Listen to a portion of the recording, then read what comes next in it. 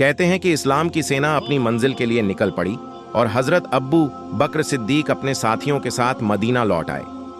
Yazid बिन अबी Sufiyan Medina से थोड़ी ही दूर गए थे कि वह बहुत तेज चलने लगे। राबिया बिन अमीर ने एतराज किया और कहा कि हजरत अब्बू बकर सिद्दीक ने उन्हें धीरे चलने का हुक्म दिया है और ज्यादा तेज न चलने को कहा है।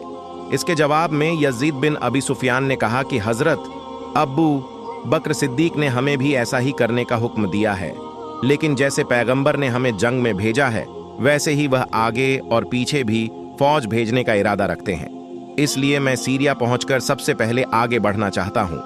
हो सकता है कि हम दूसरी फौज से पहले और हमारे मिलने से पहले कोई जीत हासिल कर लें, जिससे हमें 3 तरह के फायदे हो सकते हैं। पहला, अल्लाह ताला और उनके रसूल की खुशी। दूसरा, हमारे खलीफा की खुशी। और तीसरा, लूट का माल, अगर अल्लाह चाहे तो।